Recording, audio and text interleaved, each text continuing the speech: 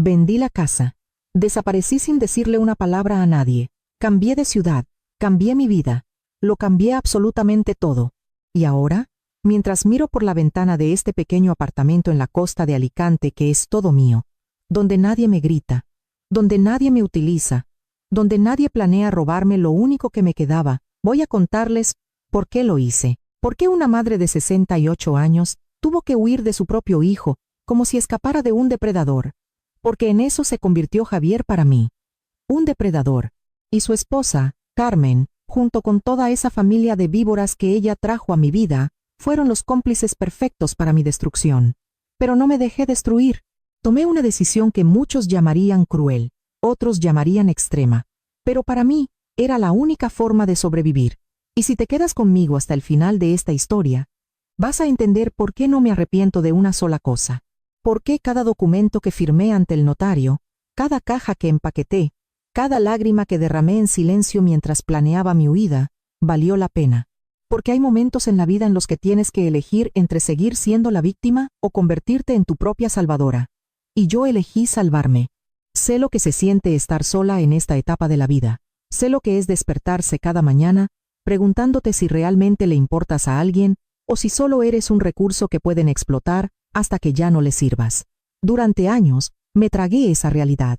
Me convencí de que era normal, que así es como son las familias modernas en España, que yo estaba siendo dramática, pero había algo dentro de mí, una pequeña voz que se hacía cada vez más fuerte, diciéndome que no, que esto no estaba bien, que nadie merece ser tratado como me estaban tratando a mí, y esa voz tenía razón, pero llegó un punto en que esa voz ya no susurraba, estaba gritando, y finalmente la escuché. Lo que estoy a punto de contarles no es solo mi historia. Es la historia de miles de personas mayores que son invisibles para sus propias familias, que son tratadas como cargas, como cajeros automáticos, como obstáculos para la herencia que sus hijos ya consideran suya. Y si tú, que me estás leyendo, te identificas con algo de lo que voy a decir, quiero que sepas que no estás sola, que hay una salida, que nunca es demasiado tarde para recuperar tu dignidad. Todo empezó hace 3 meses. Era un martes por la tarde. Uno de esos días grises y fríos en la meseta castellana, en Valladolid, donde el tiempo parece avanzar más despacio. Javier y Carmen habían estado especialmente distantes durante las últimas semanas. Llamadas susurradas, puertas que se cerraban cuando yo entraba en una habitación, miradas cómplices que no incluían explicaciones. Intenté no darle demasiadas vueltas. Al fin y al cabo, llevaban 5 años casados, y yo había aprendido a darle su espacio. Carmen nunca me quiso. Lo supe desde el primer día que la conocí. La forma en que me miraba, como si yo fuera un trasto viejo que necesitaba ser reemplazado, algo obsoleto que ocupaba demasiados metros cuadrados. Pero Javier parecía feliz con ella, y eso era lo único que me importaba entonces. Qué tonta fui, qué ciega, qué ingenua al creer que el amor de una madre era suficiente para mantener a un hijo cerca cuando había una mujer envenenándole el oído todos los días. Ese martes, Javier entró en la cocina donde yo estaba preparando la cena. Tenía esa expresión que yo había aprendido a reconocer, esa mezcla de culpa anticipada e incomodidad. Venía a pedirme algo. Esa expresión siempre precedía a las peticiones. Mamá, necesito que me prestes algo de sueldo. Mamá, nos vamos a quedar aquí unos meses más hasta que encontremos un piso. Mamá, Carmen está un poco estresada. Intenta no agobiarla. Mamá, mamá, mamá. Siempre mamá cuando necesitaba algo, pero nunca mamá cuando se trataba de incluirme en sus planes, en sus alegrías, en su vida real. Me volví hacia él con una sonrisa que ya era automática. Esa sonrisa de madre que lo soporta todo, lo perdona todo, que nunca dice que no.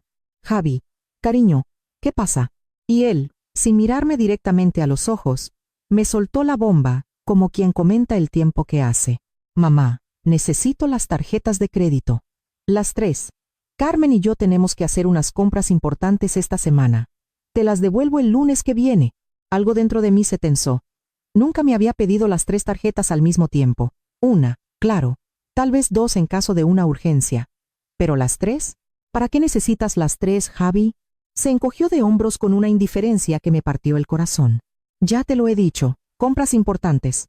No te preocupes, mamá. Confía en mí. Confía en mí. Esas palabras resonaron en mi cabeza durante días.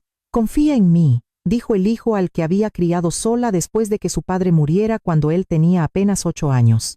Confía en mí, dijo el hombre al que le pagué la carrera entera en la universidad, trabajando dobles turnos. Confía en mí, dijo el que vivía en mi casa sin pagar un duro de alquiler mientras ahorraba para su futuro. Un futuro que aparentemente no me incluía, pero yo quería creer, necesitaba creer. Así que saqué las 3 tarjetas de mi cartera y se las entregué. Javier las cogió sin siquiera darme las gracias. Solo asintió, murmuró un rápido "luego nos vemos" y salió de la cocina. Le oí decirle algo a Carmen en voz baja en el pasillo. La oí reír, una risa que sonaba a victoria. Y algo dentro de mí lo supo. En ese momento, supe que acababa de cometer un error terrible, pero todavía no sabía cuán terrible era. Todavía no sabía que esas tarjetas iban a ser utilizadas para financiar una traición tan grande que cambiaría mi vida para siempre. Los 3 días siguientes fueron extraños. Javier y Carmen prácticamente desaparecieron de la casa. Salían temprano y volvían tarde. Cuando preguntaba dónde habían estado, las respuestas eran vagas. Haciendo recados, arreglando unas cosas. No te preocupes, mamá. Intenté comprobar los movimientos de las tarjetas por la aplicación del banco, pero cada vez que lo hacía, el sistema daba error. Decía que lo intentara más tarde. Llamé a la sucursal y me dijeron que todo estaba en orden, que no había ningún problema con mi cuenta, pero algo no encajaba. Algo estaba pasando y yo no lograba verlo. El viernes por la noche, Javier entró en mi habitación. Mamá, Carmen y yo nos vamos fuera el fin de semana. Puede que nos quedemos hasta el miércoles. Unos amigos nos han invitado a su casa rural en la sierra. Necesito desconectar del trabajo. Me pareció raro. Javier nunca se tomaba vacaciones espontáneas, pero asentí. Está bien, hijo, pasadlo bien. Se fue sin decir nada más. Ni un abrazo, ni un beso en la frente como cuando era niño. Simplemente se marchó, y yo me quedé sentada en mi cama, mirando las paredes de esa habitación donde había llorado tantas noches tras quedarme viuda, preguntándome en qué momento exacto había perdido a mi hijo, en qué instante el niño dulce que me abrazaba y me decía que yo era su persona favorita en el mundo, se había convertido en este extraño frío que apenas me miraba. El sábado por la mañana, me desperté en medio de un silencio sepulcral. Ese tipo de silencio que te hace sentir incómoda en tu propio hogar. Javier y Carmen ya se habían ido. No dejaron una nota. No dijeron a qué hora exacta volverían. Nada. Solo ese pesado vacío llenando cada rincón. Me preparé un café con leche y me senté en el salón, intentando sacudirme esa sensación de desasosiego que no me dejaba respirar bien. Encendí la televisión para distraerme, pero no podía concentrarme. Mis ojos no paraban de desviarse hacia la puerta de la habitación de Javier y Carmen, hacia ese espacio que solía ser mi cuarto de costura, el cual había cedido cuando se casaron porque necesitaban privacidad. Privacidad para conspirar contra mí, como resultó ser. Pero eso yo aún no lo sabía. Todavía estaba en esa burbuja de negación en la que vivimos las madres, cuando no queremos aceptar que nuestros hijos son capaces de hacernos daño. Pasé el día limpiando la casa. Siempre limpio cuando estoy nerviosa. Es mi manera de mantener las manos ocupadas mientras mi mente da vueltas y vueltas. Limpié la cocina, el baño, el salón, y cuando terminé con las zonas comunes, me quedé parada frente a la puerta de su habitación. Normalmente respetaba su espacio, nunca entraba sin permiso, pero ese día algo me empujó a girar el pomo. Solo voy a ventilar un poco, me dije a mí misma. Solo voy a abrir la ventana, nada más. Entré, y el olor del perfume caro de Carmen me golpeó de inmediato. Ese perfume que siempre me pareció demasiado intenso, demasiado pretencioso. Abrí la ventana y entró una brisa fresca. Me giré para salir cuando algo en el escritorio llamó mi atención. El móvil viejo de Javier, el que había cambiado hacía 2 meses por un modelo nuevo. Estaba ahí, enchufado al cargador. La pantalla se iluminó. Aparentemente, todavía lo usaba para algo. Mi mano se movió antes de que mi cerebro pudiera detenerla. Cogí el teléfono. No tenía código de bloqueo. Javier siempre fue un descuidado con esas cosas. La pantalla mostraba varias aplicaciones abiertas, y ahí, en la parte superior, vi notificaciones de un grupo de WhatsApp. Muchas notificaciones de un grupo llamado Familia de Carmen. Mi corazón empezó a latir más deprisa. Sabía que no debía mirar, sabía que estaba invadiendo su privacidad, pero algo más fuerte que mi sentido del decoro me hizo pulsar esa notificación. Y en ese instante, mi vida cambió para siempre. El grupo tenía cientos de mensajes. Me desplacé hacia abajo hasta los más recientes, y lo primero que vi me heló la sangre en las venas. Era un mensaje que Carmen había enviado esa misma mañana. Carmen, ya estamos en el aeropuerto. Javi está nervioso por si la vieja decrépita se da cuenta de algo.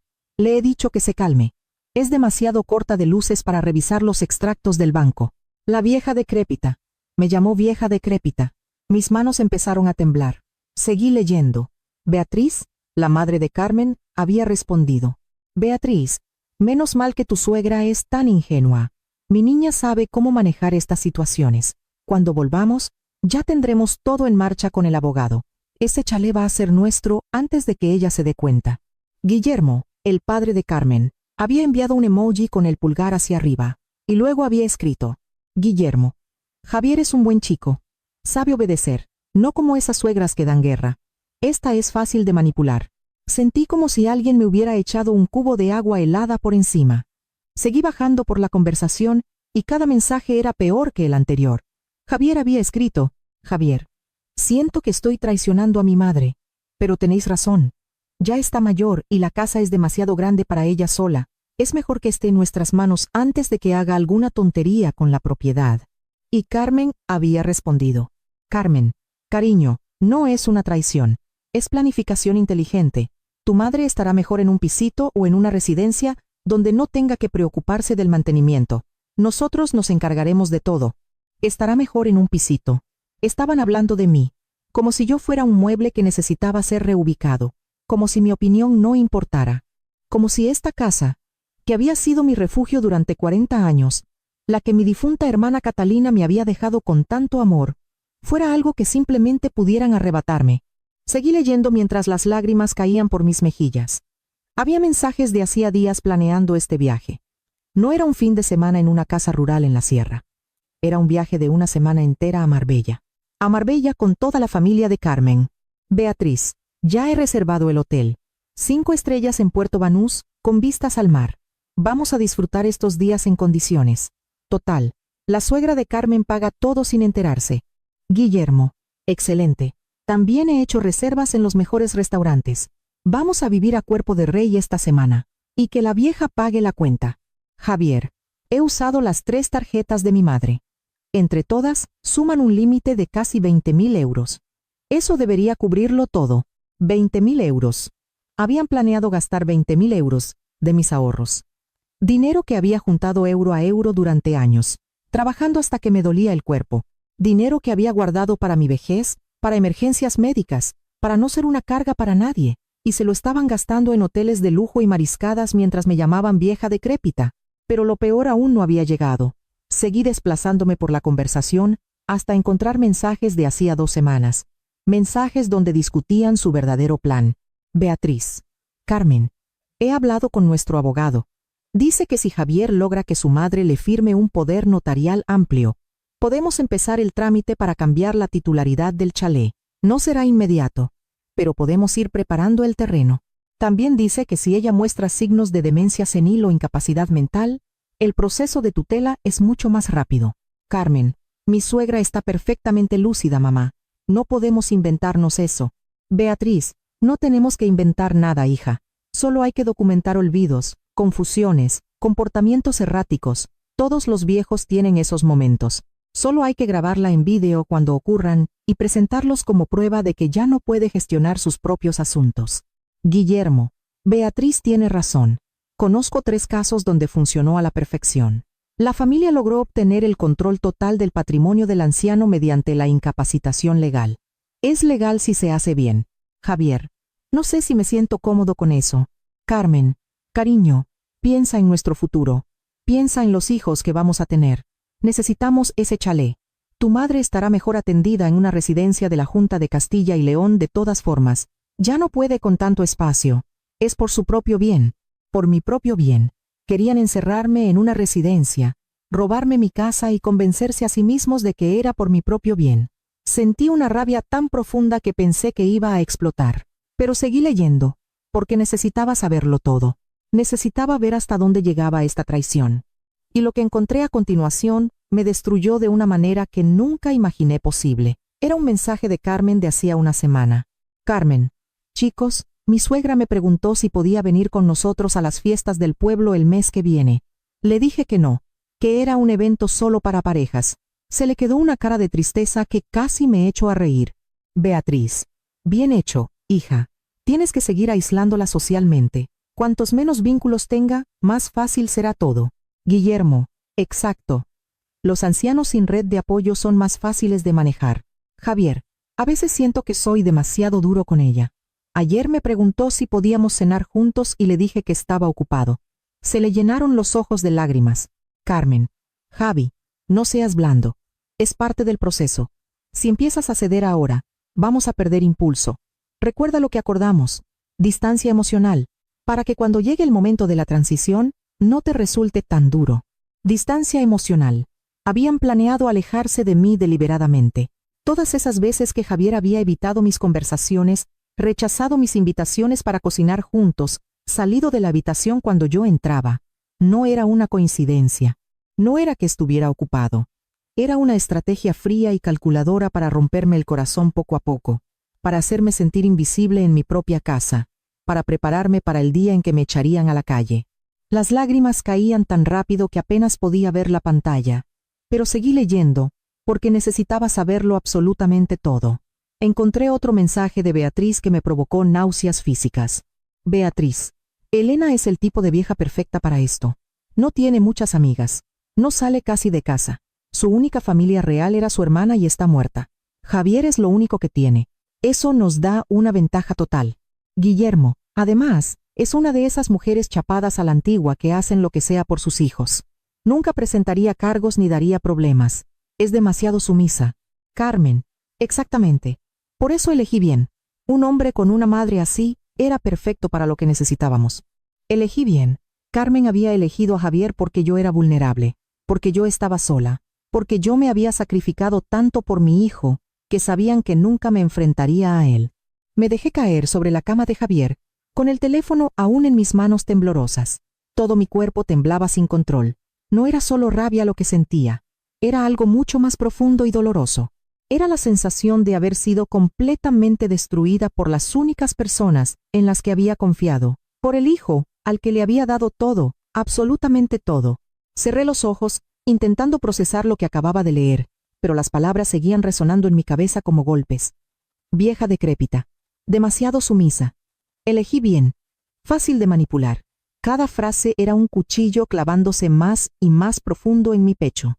Me quedé allí, no sé cuánto tiempo, tal vez minutos, tal vez horas. El sol empezaba a ponerse cuando por fin me incorporé. Tenía que seguir leyendo. Tenía que saberlo todo antes de que volvieran.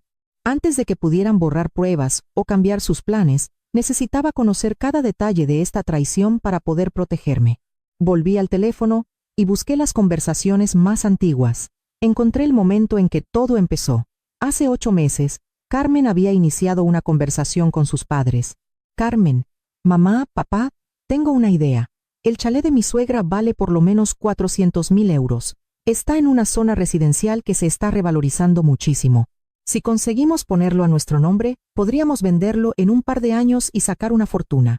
O quedarnos a vivir allí y alquilar una parte. Beatriz, me gusta cómo piensas, hija. Pero tiene que ser sutil, sin presión evidente. Esto tiene que parecer una transición natural. Guillermo, conozco a un abogado especialista en estas cosas. Traspasos de bienes de ancianos a familiares. Trabaja con casos de incapacitación legal. Él nos puede guiar. Carmen. Perfecto, papá. Voy a empezar a trabajar en Javier. Él es el eslabón débil. Si logro convencerle de que es lo mejor para su madre, todo será más fácil. Trabajar en Javier.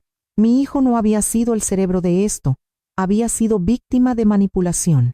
Pero eso no le excusaba, porque había elegido seguir la corriente. Había elegido traicionarme, aún sabiendo que estaba mal.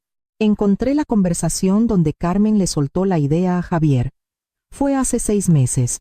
Carmen, cariño, necesito hablar contigo de algo importante. Tu madre se está haciendo mayor, y este chalet es demasiada responsabilidad para ella. He estado pensando, tal vez deberíamos ayudarla a mudarse a un sitio más pequeño y manejable. Nosotros podríamos quedarnos la casa y cuidarla mejor. Javier, no sé, Carmen. Esta casa significa mucho para mi madre. Se la dejó mi tía Catalina. Estaban muy unidas. Carmen, exactamente por eso, mi amor. Es demasiado dolor para ella. Cada rincón le recuerda a su hermana muerta. Estaría mejor en un sitio nuevo donde pueda empezar de cero. Además, piensa en nuestro futuro. Piensa en los bebés que queremos tener. Necesitamos espacio. Necesitamos estabilidad. Tu madre lo entendería si se lo explicas bien. Y así empezó, con mentiras disfrazadas de preocupación, con manipulación envuelta en dulces palabras sobre mi bienestar. Javier se había resistido al principio. Había mensajes donde expresaba dudas, donde decía que no le parecía bien la idea. Pero Carmen era insistente, y sus padres le bombardeaban con argumentos. Poco a poco, desgastaron su resistencia, hasta que finalmente, Javier cedió. Lo vi ocurrir en esos mensajes. Vi cómo convertían a mi hijo en cómplice de mi propia destrucción, mensaje tras mensaje. Pero hubo algo más que terminó de destrozarme. Encontré una conversación en la que hablaban específicamente de mi hermana, Catalina. Beatriz, el hecho de que la hermana dejara la casa directamente a nombre de Elena, y no de Javier es un problema. Significa que quería protegerla de algo. Vamos a tener que andar con mucho cuidado. Guillermo. O a lo mejor la hermana era simplemente otra vieja idiota, y no pensó en las implicaciones legales. Carmen. Mi suegra dice que su hermana le hizo prometer que nunca vendería la casa, que era para que siempre tuviera un techo seguro. Javier. Sí. Mi tía Catalina se lo hizo jurar en su lecho de muerte. Mi madre lloró durante meses después de que ella falleciera. Carmen. Bueno, las promesas a los muertos no son contratos legales. Una vez que el chalet esté a nuestro nombre, podremos hacer lo que nos dé la gana. Hacer lo que nos dé la gana. Estaban hablando de romper la promesa sagrada que le hice a mi hermana moribunda, como si no fuera nada, como si el último deseo de Catalina fuera un inconveniente menor que podían ignorar. Mi hermana había trabajado toda su vida para comprar esta casa. Nunca se casó, nunca tuvo hijos. Me la dejó a mí porque sabía cuánto había sufrido tras quedarme viuda. Porque quería asegurarse de que nunca me faltara un techo. Y esta gente quería destruir ese acto de amor como si fuera basura. Seguí leyendo y encontré los planes detallados. Habían dividido el proceso en fases. Fase 1. Aislarme emocionalmente para que dependiera más de Javier. Fase 2. Documentar cualquier olvido o confusión mía como prueba de incapacidad mental. Fase 3. Convencerme de firmar un poder notarial general bajo el pretexto de ayudarme con mis finanzas. Fase 4.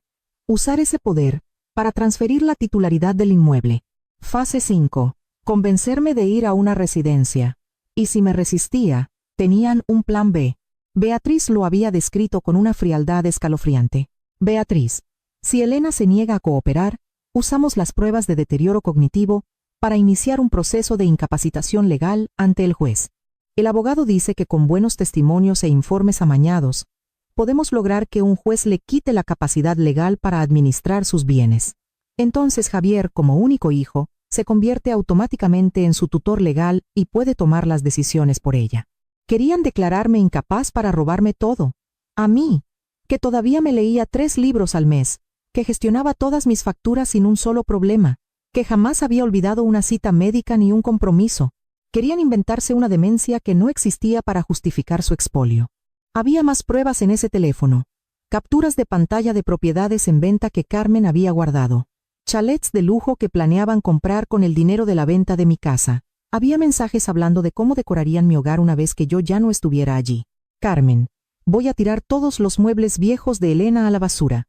Ese estilo anticuado me da arcadas. Vamos a hacer una reforma integral. Todo moderno, minimalista, elegante. Beatriz, puedes donar sus cosas a Cáritas o tirarlas. Los viejos acumulan mucha porquería sin valor sentimental real. Guillermo, lo importante es que actuéis rápido una vez que ella esté fuera. No le deis tiempo a arrepentirse ni a dar problemas. Javier, no dará problemas. Creedme, conozco a mi madre. Es muy dócil. Dócil. Mi hijo pensaba que yo era dócil. Y tal vez tenía razón. Había sido dócil toda mi vida. Había aceptado los malos modos, la indiferencia, el abuso económico, todo sin quejarme, porque creía que así era como se amaba. Creía que sacrificarse en silencio era lo que hacían las buenas madres. Pero mientras leía esos mensajes, algo dentro de mí se rompió. O tal vez se arregló. Tal vez, por primera vez en mi vida, algo encajó en su sitio correcto. Me envié capturas de pantalla de todo. De cada conversación, de cada plan, de cada insulto. Mi propio teléfono, Se llenó de pruebas, cientos de imágenes, documentando la mayor traición que había experimentado jamás. Cuando terminé, eran casi las 10 de la noche. Había pasado horas leyendo, llorando, temblando de rabia. Me levanté de la cama de Javier y dejé su móvil exactamente donde lo había encontrado, enchufado al cargador. Salí de esa habitación y cerré la puerta. Caminé hacia la cocina como un robot y me preparé una tila. Mis manos seguían temblando tanto que derramé agua hirviendo sobre la encimera. Pero no importaba. Nada importaba excepto una cosa. Una verdad que acababa de cristalizar en mi mente con una claridad brutal. No podía quedarme aquí. No podía seguir siendo la víctima dócil que ellos esperaban. No podía esperar a que ejecutaran su plan y me dejaran en la ruina. Tenía que actuar primero. Tenía que protegerme. Y tenía que hacerlo de una manera que nunca pudieran predecir. Porque si algo había aprendido en esas horas, leyendo sus conspiraciones, era que me subestimaban por completo. Pensaban que era débil. Pensaban que era estúpida. Pensaban que nunca tendría el valor de defenderme. Y en eso cometieron su mayor error. Esa noche no dormí. Me senté en el salón a oscuras, mirando las paredes de esta casa que había sido mi santuario durante tantos años. Cada rincón guardaba un recuerdo. Allí, en ese sofá, Catalina y yo habíamos tomado café 1000 veces mientras me contaba su día. Allí, en esa mesa, había ayudado a Javier con sus deberes de matemáticas cuando era pequeño. Allí, junto a esa ventana, me había pasado incontables mañanas mirando el jardín que había plantado con mis propias manos. Esta casa era más que paredes y un tejado. Era mi historia, era mi hermana viva en cada habitación. Era el sudor de su esfuerzo, el amor de su sacrificio. Y ellos querían arrancármela como si yo no tuviera derecho a mi propia vida. Pero mientras crecía la rabia, algo más crecía también. Una determinación fría y calculadora que nunca antes había sentido. Si ellos podían planear en secreto, yo también. Si ellos podían conspirar, yo también. Si ellos podían ser despiadados, entonces yo aprendería a hacerlo. Porque a veces, para sobrevivir, tienes que convertirte en algo que nunca pensaste que serías. La mañana del domingo, me desperté en el sofá, con el cuerpo dolorido, pero la mente más clara que nunca. No había sido un sueño. Todo lo que había leído era real. Mi hijo y su mujer estaban en Marbella gastando mi dinero mientras planeaban robarme la casa. Y yo tenía una semana antes de que volvieran. Una semana para cambiar el rumbo de esta historia. Una semana para dejar de ser la víctima y convertirme en algo que ellos jamás esperarían. Me levanté, me duché, me vestí con cuidado. Necesitaba pensar con claridad. Necesitaba un plan. Pero primero, necesitaba ayuda. No podía hacer esto sola. Necesitaba a alguien en quien confiar. Alguien que no me juzgara. Alguien que lo entendiera. Y solo había una persona que cumplía esos requisitos. Silvia, mi vecina de toda la vida. La mujer que había estado a mi lado cuando Catalina murió. La única amiga de verdad que me quedaba en Valladolid. Cogí el móvil y le envié un mensaje. Silvia, necesito hablar contigo urgentemente. ¿Puedes venir a mi casa esta mañana? Es muy importante. Ella respondió en 5 minutos. Voy para allá. ¿Estás bien? Le contesté. No, pero lo estaré. Cuando Silvia llegó, me encontró sentada en la mesa del comedor con el portátil abierto y todas las capturas de pantalla organizadas en carpetas. Entró con esa mirada de preocupación que solo tienen las amigas de verdad. Elena, ¿qué pasa? Tienes muy mala cara. Le serví un café y sin decir nada, le tendí mi teléfono. Lee esto, dije con voz temblorosa. Quiero que lo leas todo antes de que hablemos. Silvia cogió el teléfono y empezó a leer. Vi cómo su expresión cambiaba con cada captura. Sorpresa, incredulidad, horror, rabia. Cuando terminó, casi media hora después, tenía lágrimas en los ojos. Elena, esto es monstruoso. ¿Cómo pueden hacerte esto? Javier es tu hijo. Asentí mientras mis propias lágrimas volvían a caer. Lo sé, y necesito tu ayuda. Necesito salir de aquí antes de que vuelvan. Necesito protegerme, pero no sé cómo. No sé por dónde empezar. Silvia se levantó, rodeó la mesa y me abrazó con fuerza. Vamos a arreglar esto, te lo prometo. Pero primero tenemos que pensar con la cabeza fría. Necesitamos un abogado. Necesitamos documentar todo. Y necesitamos actuar rápido. Pasamos todo el domingo planeando. Silvia hizo llamadas a contactos suyos. Un abogado amigo de su cuñado, una agente inmobiliaria que había ayudado a su hermana, un gestor que pudiera revisar mis finanzas. Para el lunes por la mañana, Ya tenía citas programadas con los tres. La primera reunión fue con el abogado. Se llamaba Marcos, y tenía un despacho pequeño pero ordenado en el centro de la ciudad. Le mostré todas las capturas de pantalla. Le expliqué la situación entera. Escuchó sin interrumpir, tomando notas de vez en cuando. Cuando terminé, se recostó en su silla y suspiró profundamente. Señora Elena, lo que su familia está planeando es fraude, es abuso financiero, y potencialmente, si llegaran a falsificar informes médicos o su firma, sería un delito penal castigado con cárcel. Tiene pruebas sólidas aquí. Podría presentar una denuncia formal. Pero, aquí hizo una pausa, eso llevaría tiempo. Meses, tal vez años de proceso judicial. Y mientras tanto, ellos podrían seguir viviendo en su casa, presionándola, haciéndole la vida imposible. Entonces, ¿qué puedo hacer?, pregunté desesperada. Marcos se inclinó hacia adelante. Puede protegerse de una forma mucho más eficaz y drástica. Puede vender la propiedad ahora, esta misma semana. Es su casa. Está únicamente a su nombre en el registro de la propiedad. No necesita el permiso de nadie. Y una vez vendida, no habrá nada que ellos puedan robarle. La idea me golpeó como un rayo. Vender la casa, mi casa, el regalo de Catalina, el lugar donde había construido tantos recuerdos.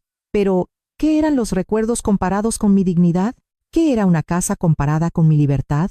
Mi hermana me había dejado este lugar para protegerme, para darme seguridad, y conservarlo ahora significaría perder esa seguridad. Significaba quedarme atrapada, esperando a que me despojaran de todo. No.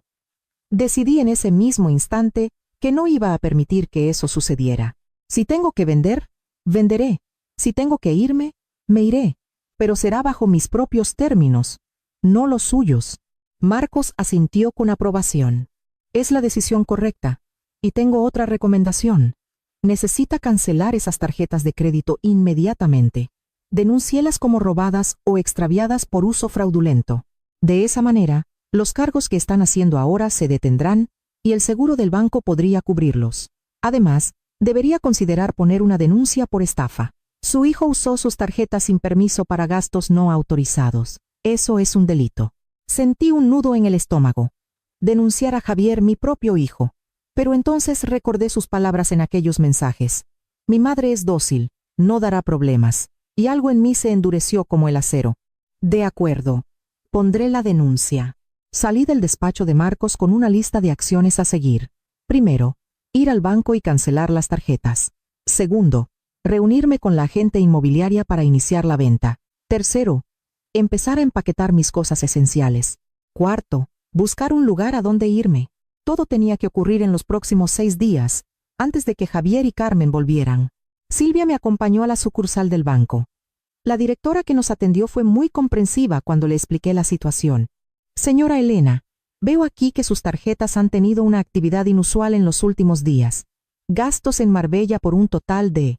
Soltó un silbido bajo. 18.200 euros hasta ahora. Hoteles de lujo, restaurantes carísimos, boutiques en Puerto Banús. Definitivamente, esto no cuadra con su patrón de gastos habitual. 18.000 euros en 3 días. Sentí que me iba a desmayar.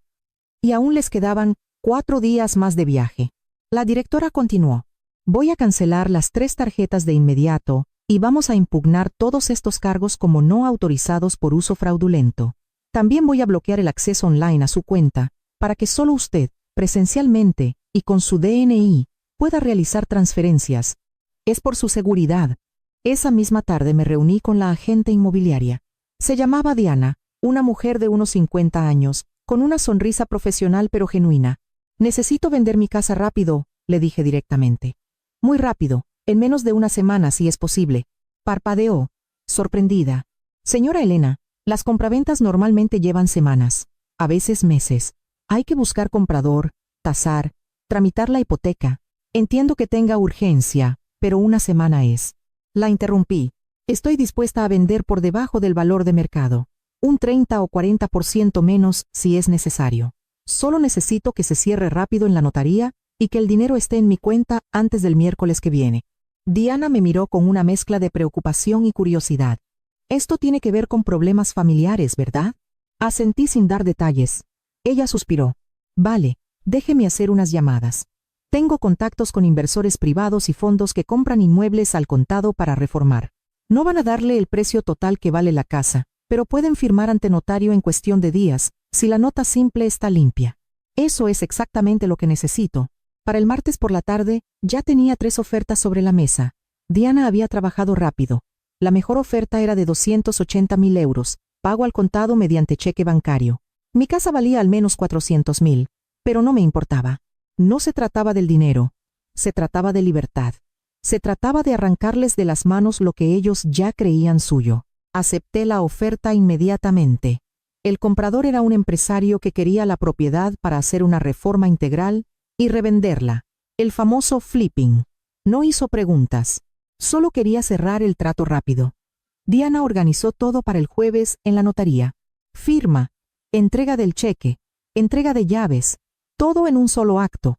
Quedaban solo 2 días para que Javier y Carmen regresaran. 2 días para desmantelar la vida que había construido aquí. 2 días para desaparecer. Pero no me sentía triste, me sentía poderosa. Por primera vez en años, estaba tomando el control de mi propia vida. Mientras tanto, seguía vigilando el viejo teléfono de Javier. No tenían ni idea de que yo lo sabía todo. Seguían enviando mensajes al grupo de la familia, compartiendo fotos de sus lujosas vacaciones. Carmen posando en la playa con un vestido carísimo. Javier en un restaurante de postín levantando una copa de vino. Beatriz y Guillermo brindando en el balcón de su suite con vistas al mar Mediterráneo. Todos sonriendo, todos felices, todos gastando mi dinero como si fuera suyo. Cada foto me enfurecía más, pero también me daba más determinación. Habían subestimado a la vieja decrépita, y esa iba a ser su perdición. En el grupo, seguían hablando de sus planes. Carmen, cuando volvamos, tenemos que empezar con la fase 2. Necesitamos que Javier grabe a su madre en momentos de confusión, aunque sean tonterías. Que no se acuerda de dónde dejó las llaves, que se equivoca de fecha. Cualquier cosa nos sirve para el juez. Beatriz, exacto. Y tienen que ser videos naturales, para que no parezcan un montaje. Necesitamos armar un caso sólido para el forense del juzgado. Javier, todavía me siento mal por esto. Carmen, cariño, ya hemos hablado de esto. Es por nuestro bien, por nuestro futuro. Tu madre va a estar mucho mejor cuidada en una residencia. Te lo prometo. Mentiras sobre mentiras. Pero yo ya no estaba allí para ser su víctima.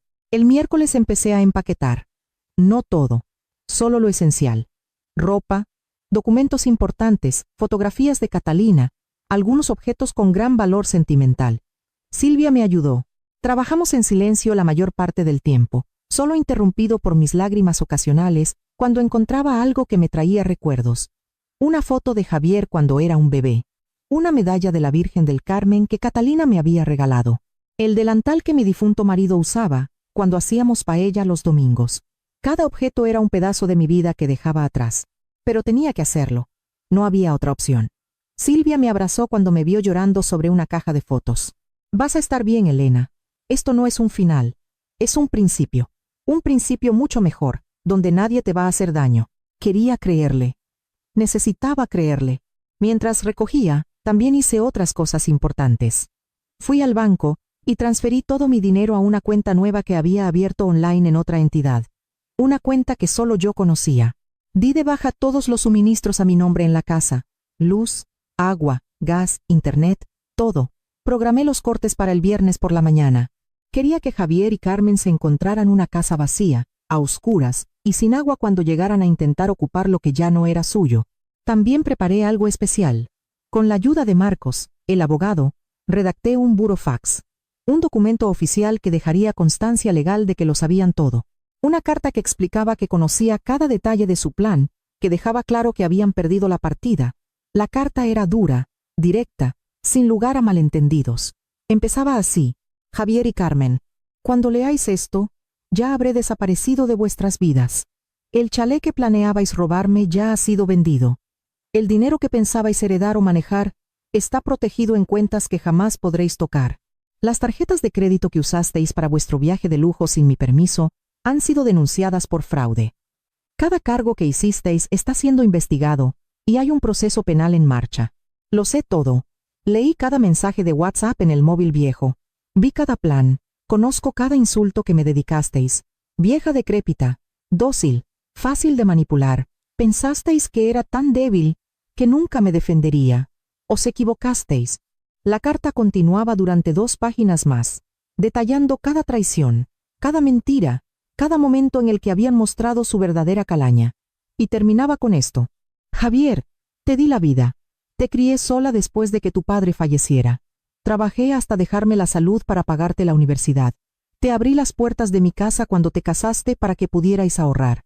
Y tú pagaste todo eso planeando encerrarme en una residencia mientras me robabas el último regalo que me dejó mi hermana. Carmen, te acogí en mi familia con los brazos abiertos. Nunca te hice de menos. Nunca te traté mal. Y tú me llamaste vieja inútil y conspiraste con tus padres para destruirme. A los 2 os digo esto. He puesto todo en manos de mi abogado. No os voy a exponer públicamente en el barrio, aunque debería. Simplemente voy a hacer lo que debería haber hecho hace mucho tiempo. Desaparecer de vuestras vidas, porque al fin he comprendido que nunca me quisisteis. Solo queríais lo que podíais sacarme. No intentéis buscarme. No intentéis contactarme. Para mí, dejasteis de existir el día que decidisteis traicionarme. Que tengáis la vida que os merecéis, Elena. Marcos me ayudó a programar el envío del burofax para que llegara el viernes, un día después de que yo desapareciera, justo cuando ellos se estuvieran instalando de nuevo creyendo que eran los dueños del mundo. Añadí un último detalle al plan. Copié todas las capturas de pantalla de las conversaciones y las guardé en un pendrive USB. Dejé ese pendrive con Marcos, junto con instrucciones específicas, si Javier o Carmen intentan buscarme legalmente, si intentan poner una denuncia por desaparición para forzar la tutela, si cuentan mentiras sobre mí, tienes permiso para usar estas pruebas. Puedes entregárselas al juez, puedes mostrárselas a quien haga falta. Quiero que sepan que, aunque yo me voy, no voy a permitir que me ataquen más. Marcos guardó el pendrive en su caja fuerte. Ha hecho todo correctamente. Doña Elena, se ha protegido legal y emocionalmente. Ahora solo necesita protegerse físicamente. ¿A dónde va a ir? Ya tenía la respuesta.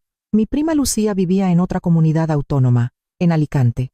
Habíamos estado muy unidas de jóvenes, pero perdimos el contacto con los años. La había llamado 2 días antes, explicándole mi situación vagamente. No hizo preguntas. Solo dijo, vente para acá, chiqueta. Quédate el tiempo que necesites. Mi casa es tu casa. Llegó el jueves. El día de la firma. Diana pasó a recogerme temprano por la mañana. Fuimos a la notaría en el centro de Valladolid, donde el comprador ya nos esperaba. Era un empresario trajeado, muy educado y eficiente.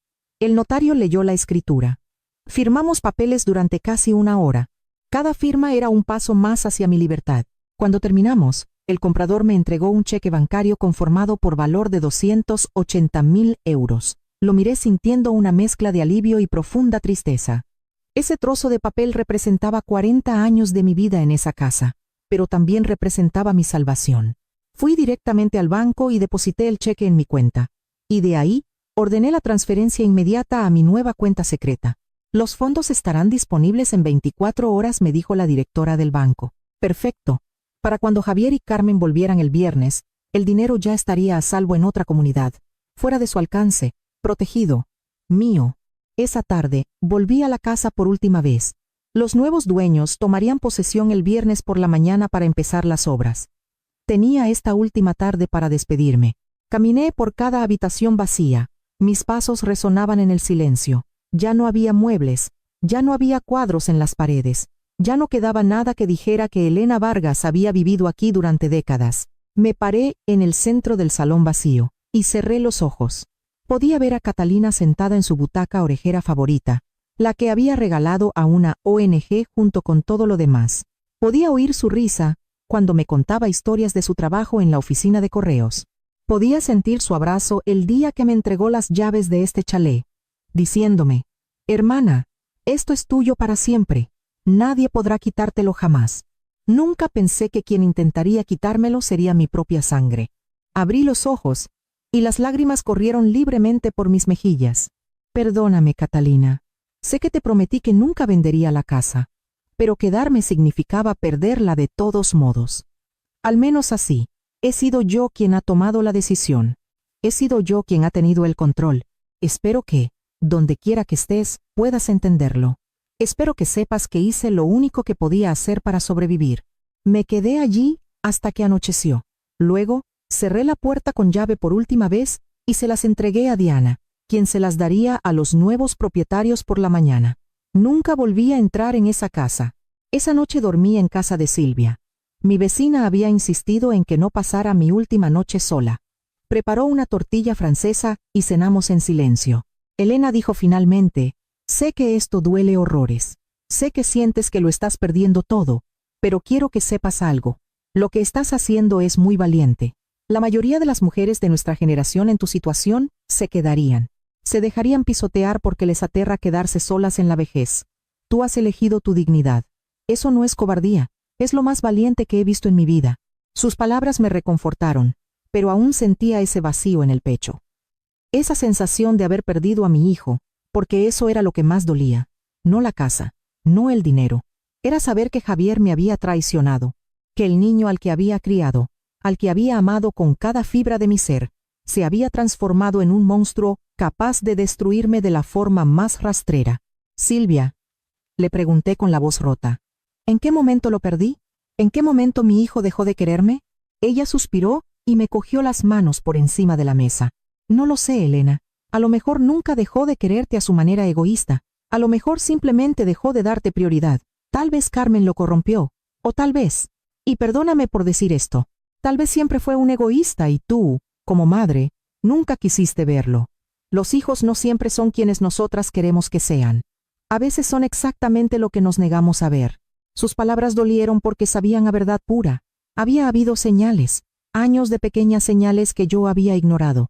Javier siempre había sido comodón, desconsiderado, siempre esperando que le sacaran las castañas del fuego. Pero yo lo había justificado. «Es joven», me decía a mí misma. «Ya madurará, ya aprenderá». Pero nunca maduró. Solo aprendió a ocultar mejor su verdadera naturaleza, hasta que conoció a Carmen y encontró a alguien que le animó a sacar su peor versión. El viernes por la mañana, Silvia me llevó a la estación de autobuses Alsa. Había decidido no coger el AVE ni un avión.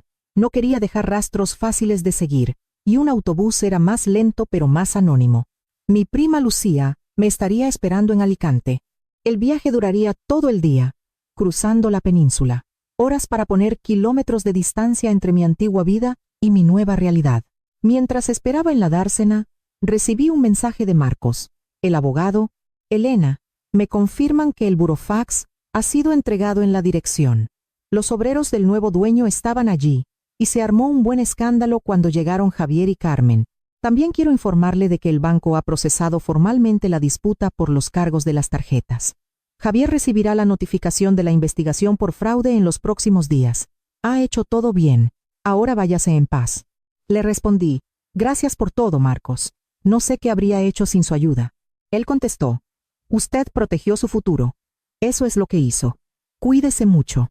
Guardé el móvil y miré a mi alrededor en la estación.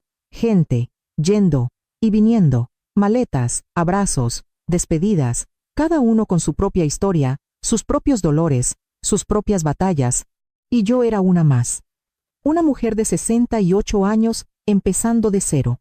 Aterrador y liberador al mismo tiempo. Silvia me dio un abrazo que casi me rompe las costillas antes de que subiera al autocar. «Vas a estar bien». «Lo sé.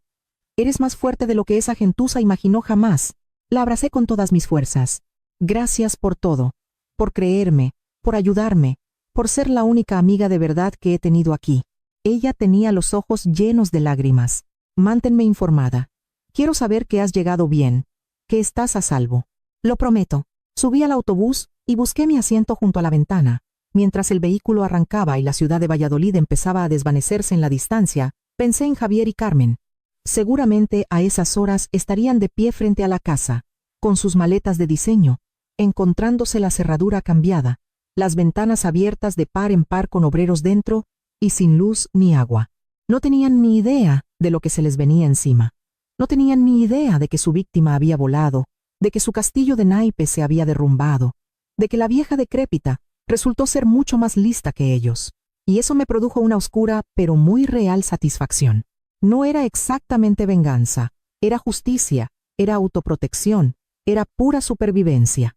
El autobús recorrió paisajes inmensos, la meseta castellana, Madrid y finalmente los Campos de la Mancha, dando paso a las montañas y a la luz brillante del levante español. Cada kilómetro me alejaba de mi antigua vida. Cada hora que pasaba me acercaba a mi nueva realidad. Pensé mucho durante ese viaje. Pensé en todas las veces que me había tragado el orgullo, todas las veces que había aceptado desaires porque me daba pánico la soledad, todas las veces que había priorizado la felicidad de Javier por encima de la mía. Y me di cuenta de algo. No había sido amor, había sido miedo. ¿Miedo a qué? Si no me sacrificaba constantemente, si no me hacía pequeñita, si no aceptaba las migajas de cariño que me daban, entonces me quedaría completamente sola. Pero ahora, estaba sola, de todos modos. Y curiosamente, no se sentía tan terrible como había imaginado. Se sentía como volver a respirar aire puro, después de haber estado bajo el agua demasiado tiempo. Llegué a mi destino a última hora de la tarde. El clima de Alicante era cálido, el aire olía a sal. Mi prima Lucía, a quien no veía desde hacía casi 15 años, me esperaba en la estación.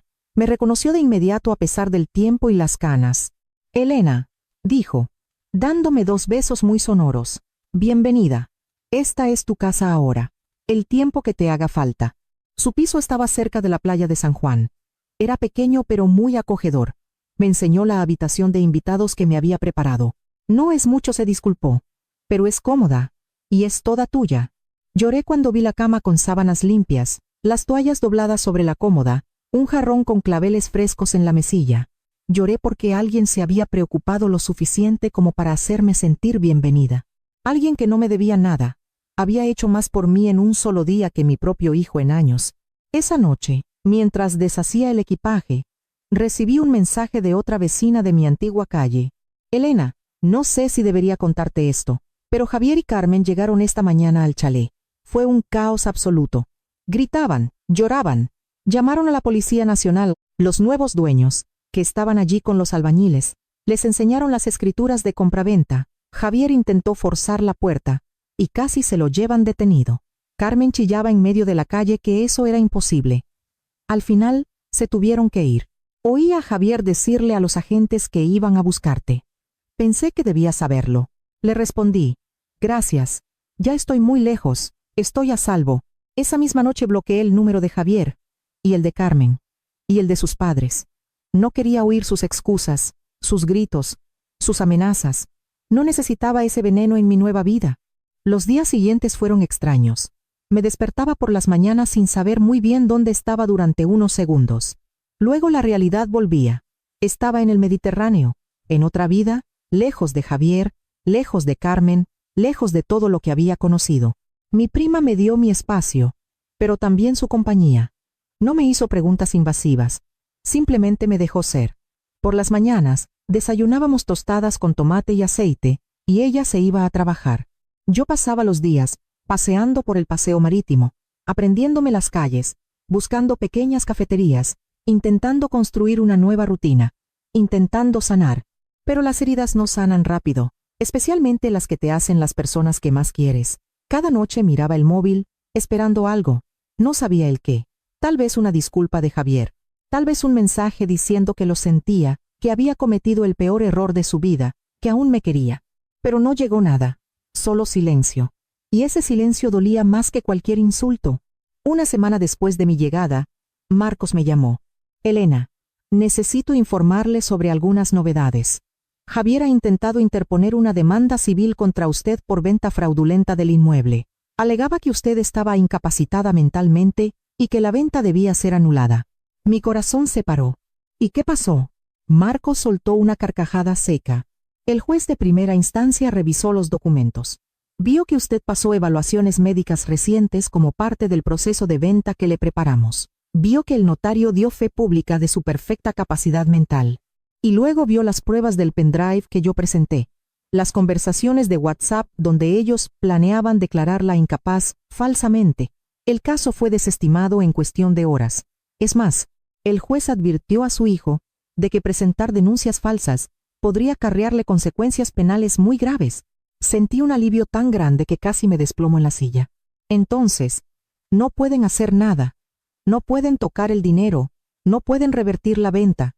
Exactamente, confirmó Marcos. Legalmente, usted es una fortaleza inexpugnable. Además, el departamento de fraudes del banco ha confirmado los cargos no autorizados. Javier va a tener que devolver los 18.200 euros o enfrentarse a un juicio por estafa. Y Carmen también está implicada, porque ella firmó algunos de los tickets de las boutiques. Tienen un problema financiero gravísimo ahora mismo. Después de colgar con Marcos, me senté en el pequeño balcón del piso de mi prima, mirando el mar. Una ciudad donde nadie conocía mi historia, donde nadie me veía como la vieja decrépita que había sido engañada por su familia. Aquí solo era Elena, una mujer empezando de nuevo. Y eso se sentía como un regalo del cielo. Los días se convirtieron en semanas. Encontré un piso pequeño para alquilar a mi nombre. No quería abusar de la hospitalidad de Lucía. Era un lugar modesto, de una sola habitación, en un edificio tranquilo cerca del centro.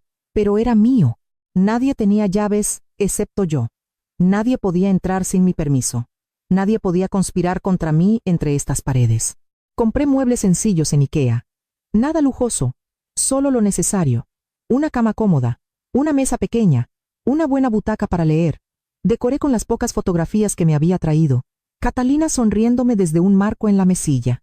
Mi difunto marido en otro marco en el salón. Javier no estaba en ninguna fotografía visible. Había traído algunas de él de niño, pero las guardé en una caja de zapatos, en el fondo del armario. No podía mirarlas sin llorar, sin preguntarme dónde había perdido a aquel niño dulce. Un mes después de mi huida, recibí un correo electrónico de Javier. Había cambiado mi número de teléfono, pero él aún tenía mi email. El mensaje era largo, errático, lleno de rabia y desesperación. Mamá, empezaba. Aunque no parecía escrito por un hijo, sonaba a un extraño furioso. ¿Cómo pudiste hacernos esto? ¿Cómo pudiste vender el chalet a nuestras espaldas? Esa casa era mi herencia, era mi futuro. Carmen y yo lo teníamos todo planeado. Íbamos a tener a nuestros hijos allí. Y lo has arruinado todo. El banco nos ha demandado por las tarjetas. Dicen que cometimos fraude y que tenemos que devolver 18.200 euros más intereses y costas procesales. No tenemos ese dinero. Me han despedido del trabajo porque no podía concentrarme con tanto estrés. Carmen me ha dejado. Me dijo que soy un fracasado que ni siquiera sabe manejar a su propia madre. Se ha vuelto a casa de sus padres y me echan la culpa de todo a mí. Estoy viviendo en un piso asqueroso compartido. Apenas puedo pagar el alquiler. Y todo es culpa tuya. Si hubieras sido razonable, si hubieras entendido que solo queríamos lo mejor para ti. Pero no. Tenías que ser una egoísta. Tenías que pensar solo en ti misma. Después de todo lo que he hecho por ti, después de haberte aguantado todos estos años, leí el correo 3 veces. Cada palabra era un cuchillo, pero ya no de dolor, sino de pura claridad, porque en ese mensaje vi todo lo que necesitaba ver. Javier no estaba arrepentido, no pedía perdón, no reconocía su traición, solo estaba cabreado, porque su plan maestro había fracasado. Me culpaba a mí por haberme protegido. Decía que me había aguantado todos estos años, como si tener a su madre viva hubiera sido una carga, como si criarlo, amarlo, y sacrificarme por él fuera algo por lo que yo debiera estarle eternamente agradecida y sometida. Su lógica era tan retorcida que daba miedo. Respondí al correo. Fue la única vez que lo hice. Mi respuesta fue breve. Javier, he leído tu mensaje, y lo único que veo es que sigues sin entender lo que hiciste. No me vendiste un plan para mi propio bien. Conspiraste a mis espaldas para incapacitarme. No me pediste la casa. Planeaste robármela. No usaste mis tarjetas con permiso. Cometiste un delito de estafa. Y ahora que te enfrentas a las consecuencias penales y económicas de tus actos, me echas la culpa.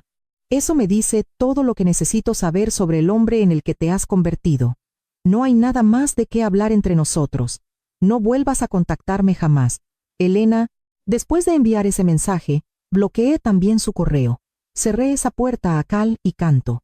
Las semanas siguientes fueron más fáciles, sin la ansiedad constante de esperar noticias suyas, sin el peso de la culpa que él intentaba imponerme por haberme salvado a mí misma. Empecé a salir más. Conocí a otras mujeres en un club de lectura en la biblioteca municipal. Mujeres de mi edad que también habían vivido pérdidas, traiciones, nuevos comienzos. Al principio no les conté toda mi historia, pero poco a poco fui compartiendo pedazos.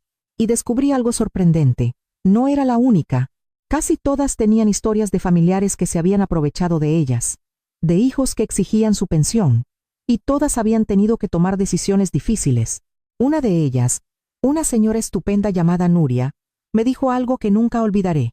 Elena, La sociedad española nos enseña que las madres tenemos que ser mártires, que tenemos que darlo todo, aguantarlo todo, porque es nuestro deber y la sangre es la sangre. Pero nadie nos enseña que también tenemos derecho a la dignidad, al respeto, a decir basta. Lo que tú hiciste no fue abandonar a tu hijo, fue salvarte la vida, y eso no es egoísmo, es supervivencia instintiva. Encontré un trabajo a tiempo parcial en una tiendecita de artesanía cerca del casco antiguo. Realmente no necesitaba el dinero con lo que había sacado de la casa, pero necesitaba un propósito, necesitaba sentirme útil. La dueña era una mujer encantadora que me enseñó a hacer bisutería y cerámica. Descubrí que tenía talento para las manualidades. Empecé a hacer pequeños proyectos bordados, decoraciones, cosas que vendíamos en la tienda y en los mercadillos los domingos. Cada pieza terminada se sentía como una pequeña victoria, como la prueba de que aún podía crear cosas hermosas, que aún tenía valor. Pasaron los meses. Llegó el otoño con sus colores dorados. Había plantado geranios en mi pequeño balcón. Los cuidaba cada mañana, viéndolos crecer. Y en esas flores vi mi propia transformación. Yo también estaba creciendo.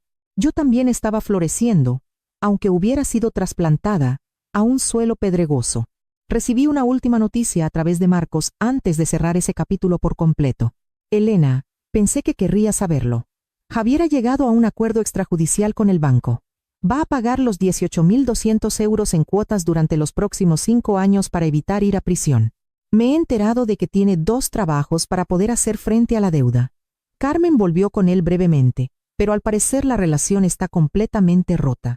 La familia de ella lo desprecia por no haber conseguido el chalet. Irónico, ¿verdad? Lo que querían los unió, y lo que perdieron los está destruyendo. Irónico se quedaba corto. Era justicia poética. Habían conspirado juntos. Se habían reído de mí mientras pedían langosta en Marbella. Y ahora, ese mismo plan fracasado era lo que los mantenía atados en una miseria absoluta. Javier atrapado, trabajando como un esclavo para pagar una deuda de un viaje de lujo. Carmen atrapada en una familia que ahora se devoraba a sí misma. Beatriz y Guillermo viendo cómo su gran estafa maestra no solo falló, sino que hundió a su hija. No sentí pena por ninguno de ellos. Tal vez eso me hacía cruel a ojos de algunos. Tal vez como madre española de toda la vida, debería haber sentido compasión. Al fin y al cabo, Javier seguía siendo mi hijo biológico.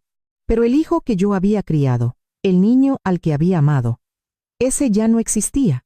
O tal vez solo fue una ilusión, y aceptar eso dolía muchísimo, sí, pero también liberaba, porque significaba que no había perdido nada real, solo había dejado ir una fantasía. El invierno llegó a Alicante. Era infinitamente más suave que los inviernos de Valladolid, pero aún así, compré un abrigo y aprendí a disfrutar de la brisa fría frente al mar. Había algo purificador en ello, como si cada ráfaga de viento se llevara un trocito más de dolor. Me apunté a más actividades. Un grupo de senderismo para jubilados, clases de pintura en el centro cívico, incluso me apunté a informática para mayores. Quería aprender a usar la tecnología perfectamente, para no depender jamás de nadie para hacer mis gestiones. En la clase de pintura, conocí a un caballero llamado Arturo. Era viudo, unos años mayor que yo, con una sonrisa amable y unos ojos tristes que entendían perfectamente lo que era perder a alguien. No estábamos flirteando exactamente. Éramos 2 personas rotas aprendiendo a existir de nuevo. Pero había un consuelo inmenso en su presencia, una comprensión silenciosa. Un día, después de clase, me invitó a tomar un café con churros. Acepté. Nos sentamos en una terraza y hablamos durante horas. Me habló de su mujer, fallecida de cáncer hacía 3 años, de sus hijos, que vivían en Madrid y Alemania y rara vez le llamaban, de la soledad tremenda de envejecer cuando las personas que creías que estarían ahí simplemente hacen su vida y se olvidan de ti. Yo le conté mi historia por primera vez. Toda mi historia, de principio a fin. El plan, la traición, los audios, el burofax, mi huida. Arturo escuchó sin interrumpir. Cuando terminé, vi lágrimas en sus ojos. Elena dijo, cogiéndome la mano por encima de la mesa de mármol, lo que hiciste es la cosa más valiente que he escuchado en mi vida. Siento muchísimo que tu hijo te fallara de esa manera. Pero quiero que sepas algo. El hecho de que él te traicionara no significa que fracasaras como madre. Significa que él fracasó como ser humano. Esas palabras rompieron un dique dentro de mí. Lloré allí mismo, en la cafetería. Lloré por todo lo que había perdido, por todo lo que había soportado. por todos los años que había creído que yo no era suficiente. Arturo no intentó detener mis lágrimas. Simplemente me apretó la mano y esperó. Cuando por fin me calmé, me sonrió con dulzura. Y ahora dijo, hablemos de tu futuro, no de tu pasado. Hablemos de las cosas buenas que aún están por venir. Y hablamos. Por primera vez en meses, hablé de esperanzas en lugar de dolor, de posibilidades en lugar de pérdidas, de la vida que aún me quedaba por vivir. Arturo y yo nos hicimos grandes amigos. No había un romance desbocado, pero sí un compañerismo precioso. Paseábamos juntos los domingos por la playa de San Juan. Íbamos al cine, cocinábamos cenas sencillas en mi piso o en el suyo. Y poco a poco, me di cuenta de que estaba construyendo algo que nunca había tenido de verdad. Una vida propia, no definida por ser la madre de, ni la viuda de. Solo Elena. Una mujer con sus propios intereses, sus propias amistades, sus propias elecciones, y eso se sentía revolucionario. A los 68 años, por fin estaba descubriendo quién era yo cuando nadie me necesitaba para sacarme provecho. Un año después de mi huida, recibí una carta física en mi buzón. No era de Javier, era de Beatriz, la consuegra. Eso me dejó de piedra. La carta era breve pero impactante. Señora Elena, no sé si leerá esto o si me odia demasiado para considerar mis palabras, pero necesito contarle algo. Mi hija Carmen dejó a Javier hace 3 meses. Se dio cuenta de que no era el hombre que pensaba. O tal vez se dio cuenta de que el plan que trazamos era inmoral y cruel. No lo sé. Lo que sé es que, desde que todo esto estalló, mi familia no ha tenido un solo día de paz. Guillermo y yo discutimos constantemente. Él me culpa por haber ideado el plan. Yo lo culpo a él por haberlo fomentado. Carmen está deprimida, en terapia, intentando entender en qué clase de monstruo se convirtió. Y yo no puedo dormir por las noches. Sigo viendo su cara en mi mente. La forma en que debió sentirse al leer esas conversaciones. Descubrir que la familia de su nuera, gente que debería haberla respetado, la llamaba vieja decrépita, que conspiramos para robarle su hogar y meterla en un asilo. No espero su perdón. No lo merezco. Solo quería que supiera que no salimos indemnes de esto, que la crueldad que ejercimos contra usted nos está destruyendo desde dentro, y que, si pudiera retroceder el tiempo, jamás habría sugerido ese horrible plan. Pero no puedo. Solo me queda vivir con la culpa, y espero que usted, esté donde esté, haya encontrado la paz, porque la merece. Nosotros no. Firmado. Beatriz. Leí la carta un par de veces. Sentí muchas cosas. Enfado, porque la disculpa llegaba demasiado tarde. Satisfacción, porque estaban pagando el karma de sus acciones. Tristeza, porque todo este dolor se podría haber evitado si simplemente hubieran elegido ser buenas personas. Pero, principalmente, sentí una inmensa indiferencia. Su culpa no era mi problema. Su familia destruida no era mi responsabilidad. Yo había sanado lo suficiente como para no necesitar su arrepentimiento para ser feliz. No necesitaba su validación para saber que lo que me hicieron estaba mal. Ya lo sabía, y ya había pasado página. No respondí a la carta. La metí en un cajón con las otras pruebas de aquella época, documentos que guardaba por si acaso, pero que ya nunca miraba. Ese capítulo estaba cerrado con llave. Mi vida ahora era diferente, mejor, más pequeña en términos materiales tal vez.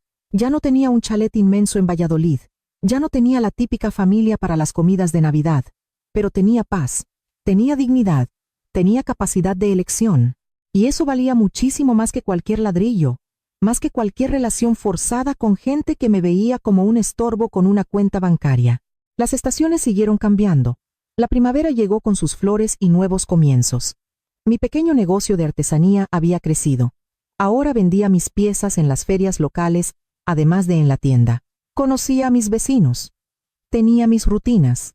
Tenía un propósito claro al levantarme cada mañana. Una tarde, mientras organizaba los armarios de cara al verano, encontré la caja de zapatos con las fotos de Javier cuando tenía 5 años. Estaba vestido con el uniforme del colegio, sonriendo, abrazado a un osito de peluche, con los ojos llenos de inocencia. Miré esa foto durante mucho tiempo. Y finalmente, pude separar al niño del hombre. Pude llorar con cariño por el ninguna erción hacia el hombre adulto que me traicionó. Pude honrar los recuerdos bonitos sin dejar que me ataran a una relación tóxica. Y eso, lo entendí entonces, era la verdadera curación. Arturo vino a visitarme esa noche. Habíamos quedado para hacer una dorada al horno. Mientras cocinábamos, le hablé de la foto, de cómo por fin podía mirarla sin sentir esa punzada afilada en el pecho. Él sonrió mientras cortaba patatas. Elena, eso significa que estás sanando de verdad. Sanar no es olvidar, es aprender a recordar sin sangrar. Tenía razón. Los recuerdos ya no me desangraban. Ya no me despertaba de madrugada con ataques de pánico. Ya no miraba el teléfono de forma compulsiva esperando mensajes que nunca llegarían. Ya no me culpaba por no haber visto las señales a tiempo. Había llegado a un punto de aceptación total. Pasó lo que pasó. Fue horrible, sí, pero sobreviví. Y no solo sobreviví, estaba prosperando a mi manera. Después de cenar, Arturo y yo nos sentamos en la terraza a mirar las estrellas sobre el mar. El aire de levante era suave. Elena dijo en voz baja: ¿Puedo preguntarte algo? Claro. ¿Alguna vez piensas en contactar con Javier? ¿En darle la oportunidad de disculparse cara a cara? Consideré la pregunta con honestidad. Solía pensarlo los primeros meses, todos los días, pero ya no, porque me he dado cuenta de una cosa. Él sabe cómo encontrarme si de verdad quisiera hacerlo. Marcos, el abogado, tiene mis datos de contacto en caso de emergencia real. Javier podría contactarme a través de él, pero no lo ha hecho. Y eso me dice que sigue sin entender la gravedad de lo que hizo. Sigue creyendo que yo exageré, que fui una madre cruel por dejarle con la deuda. Hasta que no sea capaz de ver su propia maldad, no hay conversación posible. Arturo asintió, comprendiéndolo perfectamente. Eres muy sabia, Elena. Muchas mujeres en tu situación se habrían dejado manipular de nuevo por el síndrome del nido vacío. Habrían caído en la trampa de la culpa cristiana y habrían vuelto. Tú elegiste tu paz mental. Eso no es egoísmo, es amor propio. Y el amor propio es algo que me costó 68 años aprender. Nos quedamos en silencio, disfrutando de la noche. Y en ese silencio, encontré algo que nunca tuve en mi vida anterior. Una tranquilidad real y palpable.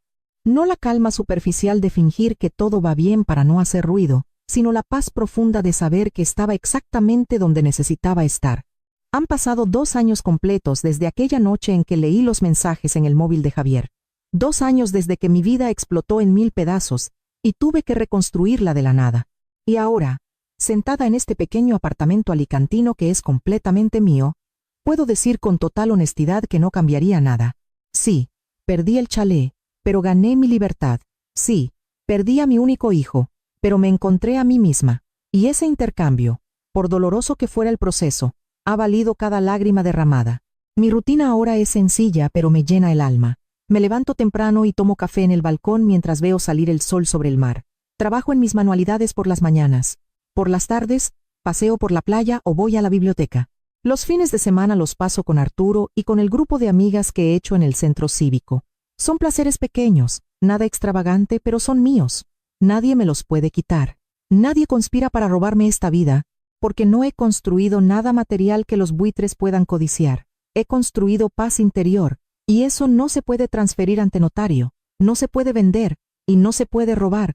He aprendido tantísimo en estos 2 años. He aprendido que la familia no siempre es la sangre, que a veces, las personas que más lealtad te deben son las primeras en darte la puñalada por la espalda. Que el sacrificio constante de una madre no genera gratitud en los hijos egoístas, sino expectativas de tener barra libre. Que decir no es un acto de amor propio monumental, no un acto de crueldad, que estar sola no es lo mismo que estar abandonada, y que empezar de cero a cualquier edad es posible, siempre que tengas el valor de dar el primer paso hacia el abismo. El primer paso siempre es el más terrorífico, pero cada paso después de ese se vuelve un poquito más fácil. De vez en cuando, me llegan noticias de mi antigua vida a través de conocidos de Valladolid.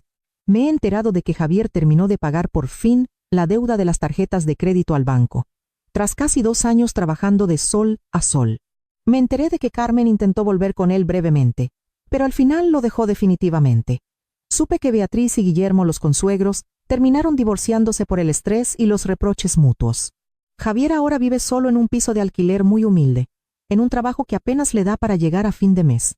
Y aunque una minúscula parte de mí, esa parte maternal visceral, que nunca muere del todo en nosotras, siente una punzadita de pena por él, la inmensa mayoría de mi ser solo siente indiferencia. Él tomó sus decisiones, yo tomé las mías, él eligió la traición y la avaricia, Yo elegí la dignidad y la supervivencia. Ahora ambos vivimos con las consecuencias. Ya no hay nada más que discutir.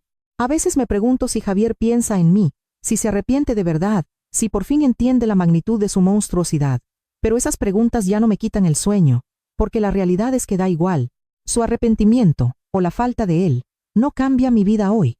No me devuelve los años de desprecio. No borra los insultos que escribió sobre mí riéndose con sus suegros. No deshace el complot para incapacitarme. Y, definitivamente, no reconstruye la confianza que hizo añicos. He decorado mi pisito con cosas que me dan alegría. Plantas en todas las ventanas, cuadros que yo misma he pintado, fotografías de mi hermana Catalina sonriendo en la playa, una manta de ganchillo preciosa que me tejió Nuria, libros apilados junto a mi butaca de lectura. Es un espacio de apenas 60 metros cuadrados, pero está rebosante de amor. Amor propio. Amor de las amistades reales que he cultivado aquí. Y eso es suficiente. Es más que suficiente. Es una abundancia absoluta después de años de hambruna emocional. Arturo me propuso hace unos meses que nos fuéramos a vivir juntos. No necesariamente como una pareja romántica tradicional, aunque hay un cariño inmenso entre nosotros, sino como compañeros de vida. Dos personas mayores que han sido heridas y eligen cuidarse mutuamente en el último tramo del camino. Lo estoy considerando, no porque lo necesite, sino porque lo quiero, y esa diferencia es fundamental. Antes, yo necesitaba a Javier. Necesitaba su aprobación para sentir que había sido buena madre, su presencia para no sentirme sola, su afecto medido con cuentagotas. Y esa necesidad me hizo vulnerable a sus abusos. Ahora, estoy completa por mí misma. Si elijo compartir mi día a día con Arturo, será desde un lugar de plenitud, no desde el miedo a la soledad. Esa es la diferencia entre vivir y sobrevivir. Hace unos días, recibí un correo electrónico inesperado. Era de una mujer joven que había escuchado mi historia a través de Nuria. Me escribía lo siguiente: Señora Elena, no la conozco en persona, pero mi amiga me contó su historia. Quería que supiera que usted me ha inspirado para salir de una relación de maltrato psicológico y económico con mi propia familia. Llevaba años siendo el cajero automático de mis padres y hermanos. Me sentía muy culpable por querer poner límites, pero su historia me demostró que protegerme a mí misma no es traicionarles a ellos, es salvarme la vida. Gracias por su valentía. Ese mensaje me hizo llorar, pero esta vez por las razones correctas. Porque mi dolor había servido para algo. Había ayudado a otra mujer a encontrar su propia fuerza, y eso le daba un sentido hermoso a todo lo que había pasado. Esta mañana, mientras me tomaba el primer café en el balcón sintiendo el sol de levante en la cara, pensé en todo el camino recorrido. Desde aquella noche infernal, leyendo las traiciones en el móvil de Javier, hasta este momento de paz absoluta. No fue fácil. Hubo noches en las que creí que me ahogaría en el dolor. Hubo momentos en los que dudé de mis propias decisiones, donde me pregunté si había sido una madre demasiado dura, si debía haber cedido el chalet y haberme ido a una residencia sin rechistar. Pero cada vez que esos pensamientos venían a atormentarme, recordaba sus palabras exactas: vieja decrépita, fácil de manipular, demasiado sumisa. Y recordaba que yo no había malinterpretado nada, no había exagerado. Realmente conspiraron para destruirme y anularme como persona. Y yo, simplemente, elegí seguir viva. Si pudiera viajar en el tiempo y hablar con la Elena de hace 2 años, con esa mujer de 68 años temblando de pánico en una habitación fría de Valladolid, le diría esto: sé que estás aterrorizada, sé que sientes que se acaba tu mundo, pero lo que estás perdiendo no merece la pena conservarlo. Lo que viene después de este dolor es mejor de lo que jamás podrías imaginar. Vas a descubrir una fuerza titánica que no sabías que tenías. Vas a encontrar a personas que de verdad te valoran. Vas a construir una vida pequeña, pero inmensamente hermosa, y vas a estar bien. Más que bien, vas a estar en paz. Y a cualquier persona que esté leyendo esto, a cualquier mujer u hombre que se identifique con mi historia, quiero decirle exactamente lo mismo. Si estás siendo maltratada por tu propia familia, si tus hijos te están utilizando, si te tratan como si ya no importaras nada, quiero que sepas que tienes opciones, que no estás atrapada por los lazos de sangre, que elegir tu propia dignidad por encima de una familia tóxica no te convierte en una mala persona ni en una mala madre, te convierte en una superviviente, te convierte en alguien valiente. Y aunque el camino de salida será durísimo, aunque habrá mucho dolor y duelo, al otro lado hay vida, hay paz. Existe la posibilidad real de ser por fin quien verdaderamente eres, sin tener que hacerte pequeña para complacer a gente que jamás va a valorar tus sacrificios. No te quedes esperando a que las cosas mejoren por arte de magia. No te quedes creyendo que, si aguantas un poquito más, si cedes un poco más, por fin recibirás el amor que mereces. Porque la gente que te quiere de verdad no te exige que te destruyas para demostrarles tu lealtad. El amor real no duele constantemente, no manipula, no conspira en grupos de WhatsApp, no te roba, y tú mereces amor real, incluso si ese amor tiene que venir de los amigos en lugar de la familia, incluso si tiene que venir, primero, única y exclusivamente de ti misma. Hoy hace un día espectacular en Alicante. El sol brilla fuerte y hay una brisa marinera perfecta. Voy a salir a dar un paseo largo con Arturo. Luego iremos al mercadillo artesanal donde voy a exponer mis cerámicas. Esta noche, cenaremos paella con Nuria y otros amigos. Es una vida tranquila, sencilla, sin dramas, sin traiciones, sin conspiraciones a mis espaldas, y es la vida más hermosa que he vivido jamás, porque es mía, completamente mía. Nadie me la puede quitar, porque no está basada en escrituras de propiedades ni en cuentas bancarias.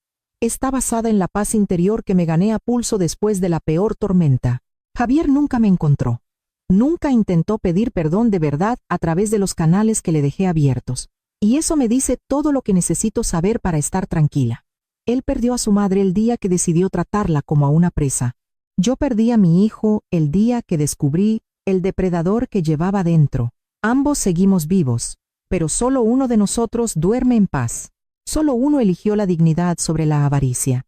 Solo uno es verdaderamente libre.